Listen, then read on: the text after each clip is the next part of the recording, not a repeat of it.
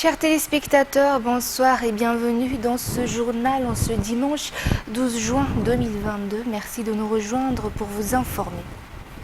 Tout de suite, concernant les actualités de ce dimanche, la sélection des représentants de la région Bouéni dans le cadre de la 6e édition de la compétition La Voix d'Or s'est achevée aujourd'hui à l'hôtel Coco Lodge Mazang.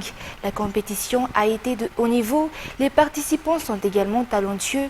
Les participants n'étaient pas seulement issus de la région Bouéni, mais également d'autres régions. Les participants, les parents, les spectateurs, les organisateurs et même les juges, tous se disent très satisfaits de la sélection.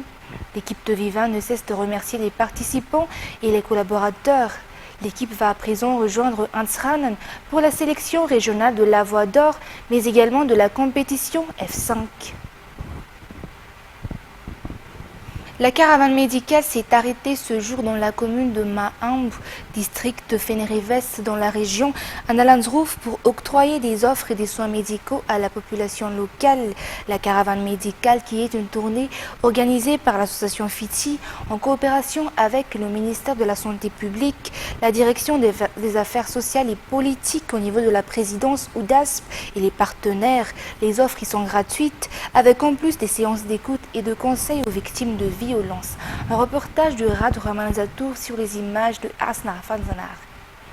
Une première pour la région Analandsroef, des soins et offres sanitaires gratuites pour la population locale à travers la caravane médicale. La mammographie et le dépistage du cancer du col de l'utérus font partie de ces offres. Cette mère de famille avait une maladie au niveau du sein depuis 2017. Elle doit faire une mammographie tous les 6 mois, mais manque de moyens pour cela.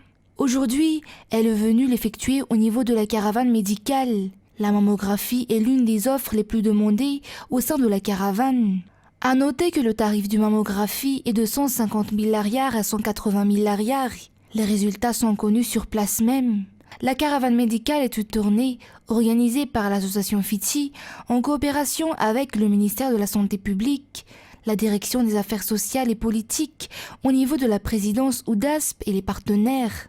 La population de cette localité a pour ce jour bénéficié de diverses offres sanitaires. Si l'on ne cite que la santé mère-enfant, santé bucco-dentaire, la prise en charge des enfants dénutris, la consultation oculaire, le dépistage du diabète, le dépistage du VIH, la santé reproductive, l'échographie et la radiographie, mais également l'écoute et les séances de conseil aux victimes de violences. Cette 4e édition de la caravane médicale a pris fin aujourd'hui à Maambu, après des arrêts à Manzakanjin, Pricaville et Full Point. Des milliers de patients de tout âge ont pu en bénéficier. Et toujours dans ce volet sanitaire, mais cette fois-ci concernant l'évolution de la pandémie de Covid-19 à Madagascar, aucun décès enregistré dû à la Covid durant la période du 4 au 10 juin, selon le rapport officiel du ministère de la Santé publique. Ce jour, 200 nouveaux cas positifs ont été enregistrés et 7 tracing contacts. L'on a donc constaté une hausse de nombre de cas comparé au bilan de la semaine dernière qui rapportait 101 nouveaux cas. 3 patients développent des formes graves actuellement. 161 parmi ces 207 nouveaux cas sont enregistrés dans la région Analamang, 24 dans la Snanan, 1 dans la Simotsnanan, 1 également dans le Bunglav, Itas, Otmatsiach, 2 dans le Bouéni et 16 dans le Vaknakarach. Et l'évaluation des propriétés foncières privées incluses dans le projet Tanama-Swanj est désormais achevée. L'État va procéder aux procédures administratives de dédommagement des concernés selon le secrétaire d'État en charge des nouvelles villes et de l'habitat. L'État verra particulièrement à la protection des droits fonciers de toute personne concernée par le projet, que ce soit sa maison ou sédiment activité en cours, poursuit ce dernier lors de la clôture du colloque national foncier. Reportage. La terre est sacrée, et particulièrement pour les Malagasy. Elle a également une valeur économique, expliquant ainsi les arnaques et les accaparements de terrain, selon les explications du secrétaire d'État en charge des nouvelles villes et de l'habitat. La terre garantit également le développement. Le colloque national foncier est donc d'une importance capitale pour le pays, surtout pour le secteur foncier, face aux innombrables litiges fonciers dans le pays. Les résolutions de ce colloque doivent être adoptées comme étant des décisions étatiques afin de procéder directement à l'application selon le secrétaire d'État. Le président de la République s'est engagé dans cette lutte, une première dans l'histoire. Cela ne devrait donc pas poser problème. Il est du devoir de l'État de protéger et de veiller aux droits fonciers de la population malagasy dans le cadre de la construction de la nouvelle ville Tanamasoandro. Cette dernière s'étale sur 982 hectares et touche donc des propriétés foncières privées. Toute personne impactée par le projet donc, que ce soit sa maison ou toute autre activité, va être légalement et entièrement dédommagée par l'État. L'évaluation de ces propriétés privées est d'ailleurs achevée. L'on va procéder aux procédures administratives des dédommagements. La réalisation avance, affirme le secrétaire d'État.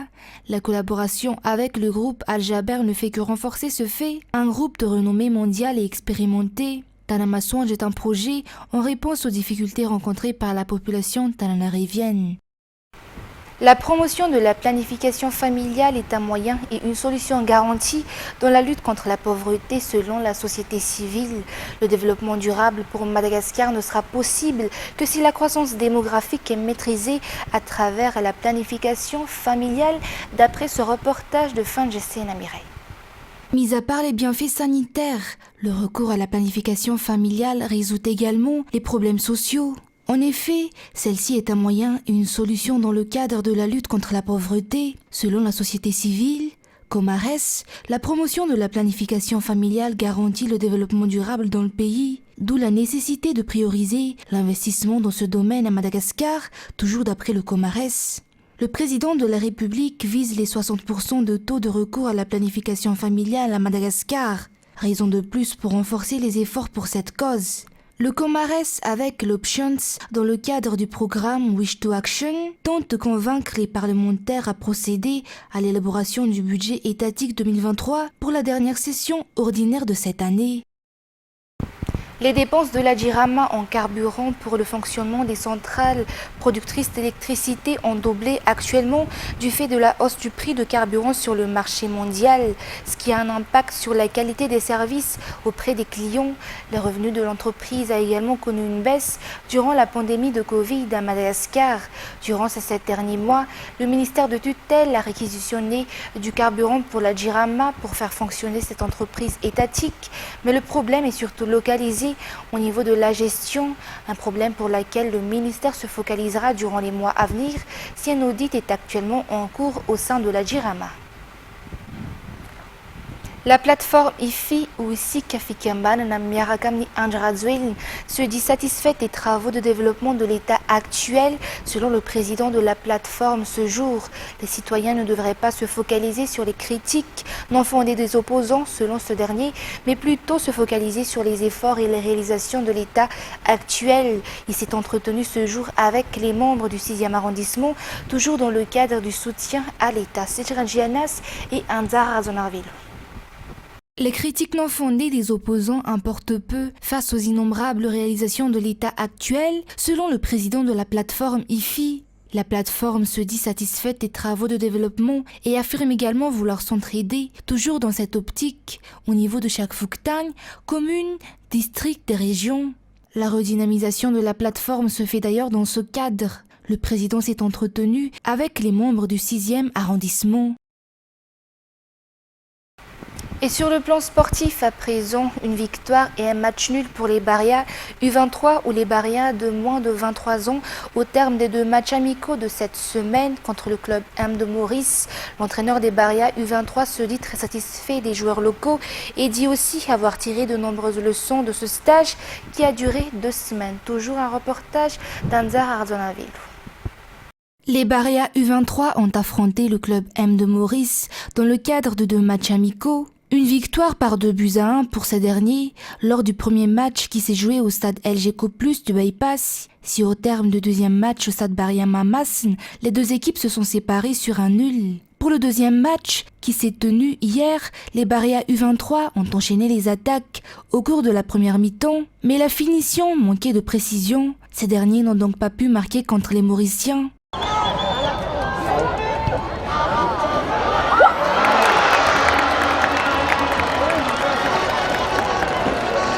Parallèlement, L'équipe adverse a tenu bon face à nos attaques et ont gardé le score vierge au terme de la première mi-temps. Mais les adversaires ont renversé la tendance lors de la deuxième mi-temps et ont donc commencé à dominer le match. Les Mauriciens ont même réussi à passer à travers les défenses malagasy. Ce n'est qu'à la 66e minute que le club M de Maurice a marqué un but contre les Baria grâce à Aristide.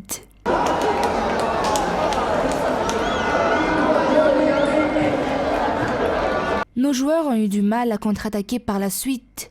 Le coach a donc trouvé nécessaire de faire entrer Elisco de l'LGco Plus par la suite. Une entrée efficace car effectivement, les Baria U23 ont pu égaliser à la dernière minute du jeu grâce à Elisco suite à une passe d'Avisara.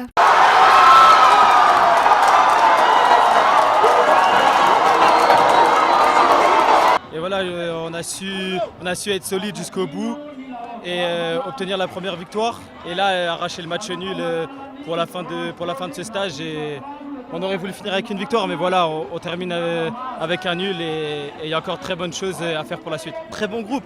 Après, il y a encore beaucoup de travail et on a encore le temps et ça va le faire. Il y a encore beaucoup de travail, mais ça va le faire. Le coach se dit très satisfait du jeu qu'ont pu montrer ses joueurs, mais nous devons poursuivre les efforts, toujours d'après ce dernier. Vous savez, il ne faut pas regarder que le score, il faut regarder le travail qui a été fourni en l'espace d'une quinzaine de jours. Tous les enfants ont bien travaillé, mais il faut continuer à travailler. On va refaire des regroupements et je reste persuadé qu'en faisant 70% des locaux et le reste en expatriés, on pourra faire quelque chose de bien. De toute façon, on prépare le futur des Baria A. Donc il n'y a pas que uniquement, je dirais, les Jeux Olympiques. Avant les Jeux Olympiques, il y a septembre, il ne faut pas l'oublier. Mais on va essayer de faire un autre regroupement avant au niveau des locaux. Le coach souhaite également un autre regroupement de ce genre pour ce mois d'août, avant la match de qualification de la CAN U23 qui se tiendra en septembre 2022. Mais je vais demander au président de l'UFICASM et de Madas d'essayer d'organiser un rassemblement au mois d'août, pourquoi pas ici au niveau des locaux, que les locaux.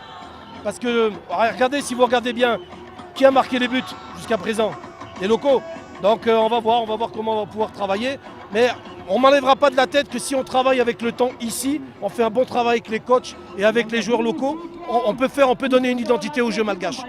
Moi je suis convaincu par Madagascar qu'il y a du potentiel, il y en a. Après il faut juste donner de l'attention au talent et de la patience, mais beaucoup de travail. Il faut donner confiance aux Malgaches, je suis désolé, il faut leur donner confiance.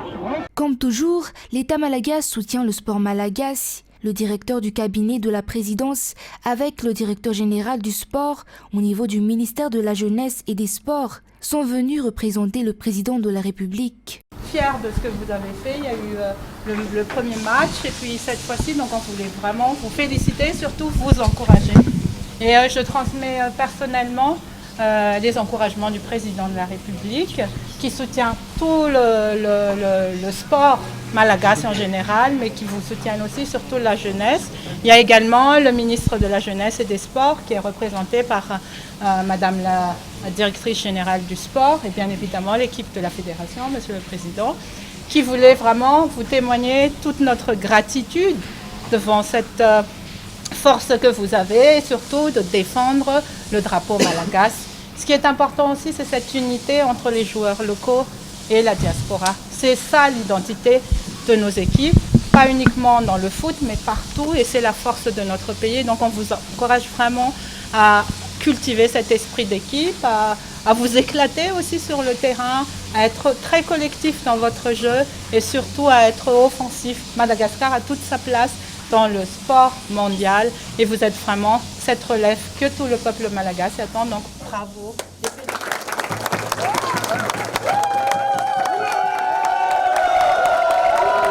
Je dis pour le président.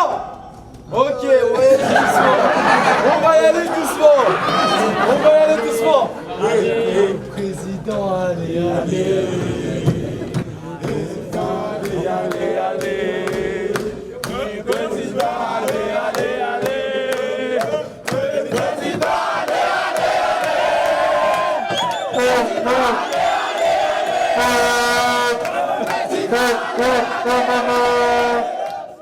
allez, Et concernant les actualités internationales de ce dimanche, après une série de tueries qui a endeuillé les États-Unis ces dernières semaines, des appels à manifester samedi ont été lancés dans plusieurs villes du pays, dont la capitale Washington.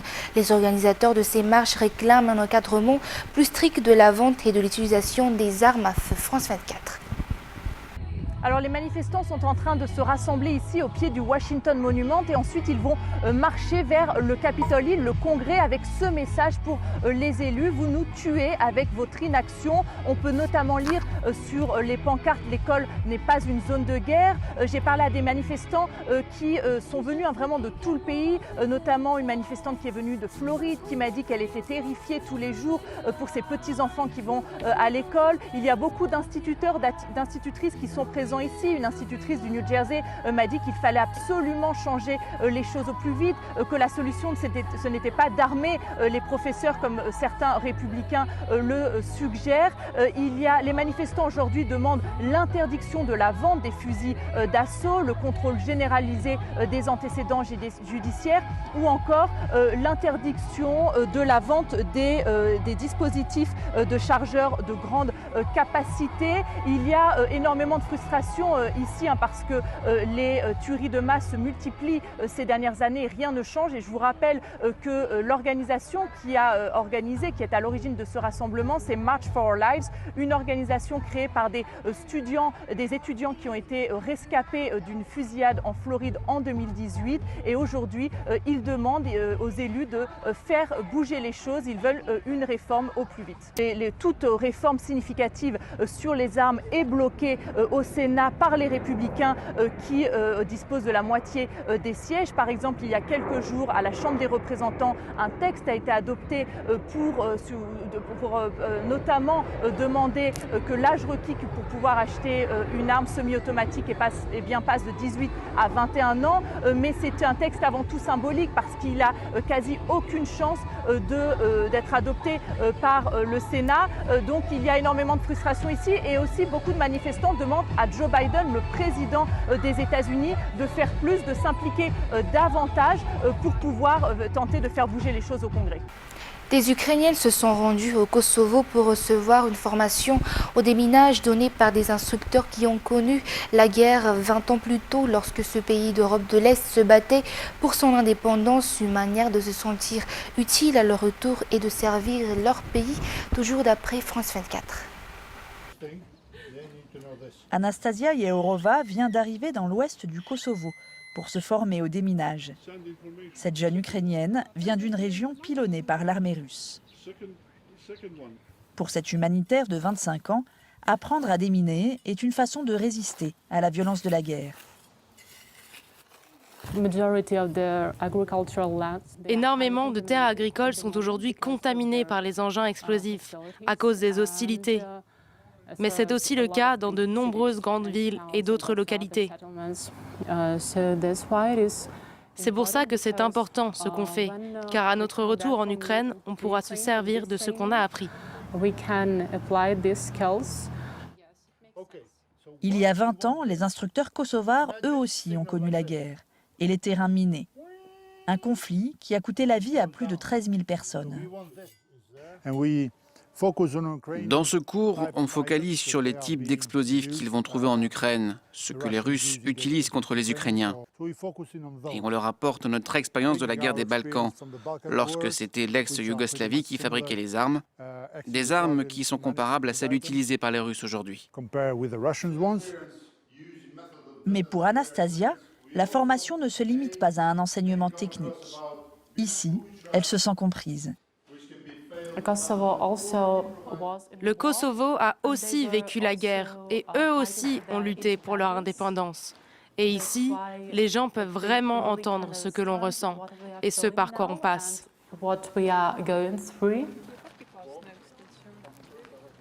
Après 4 semaines de formation intensive, Anastasia Yehourova rentrera chez elle. Pour un travail à long terme, selon les experts, déminer le territoire ukrainien pourrait prendre des décennies. L'Iran et le Venezuela, deux grands pays producteurs de pétrole frappés par les lourdes sanctions américaines, ont signé un contrat samedi de coopération courant sur une période de 20 ans. De nombreux secteurs sont concernés par cette coopération, dont le pétrole, la défense et l'agriculture. Reportage. C'est un accord très important puisque les deux pays sont sous sanctions américaines, notamment ne peuvent pas, selon les sanctions, selon les Américains, exporter du pétrole. Donc, les deux pays ont décidé de renforcer leurs relations et leur coopération dans le domaine énergétique, pétrolier, gazier, pétrochimique, mais aussi industriel. L'Iran a déjà envoyé au Venezuela plusieurs pétroliers pour livrer à Caracas du pétrole iranien, mais aussi de l'essence lorsque le Venezuela manquait d'essence, notamment pour ses automobilistes. Et il y a aussi un contrat qui a été signé il y a quelques mois entre l'Iran et le Venezuela pour que les Iraniens, les experts iraniens réparent et mettent à niveau la plus grande raffinerie du Venezuela. Les deux pays, comme je l'ai dit, sont sous sanctions américaines et donc ont décidé de renforcer leurs relations. L'Iran cherche à renforcer également ses relations avec la Russie et la Chine, qui subissent également des sanctions de la part des États-Unis et donc veut maintenant développer ses relations avec le Venezuela. Il faut savoir aussi que l'Iran a déjà fourni du matériel militaire malgré les sanctions américaines au Venezuela, notamment des drones de précision et de combat qui peuvent être utilisés par Caracas. Et c'est également avec ce reportage que nous terminons le journal d'aujourd'hui. Merci de votre fidélité. Passez une excellente soirée sur Viva.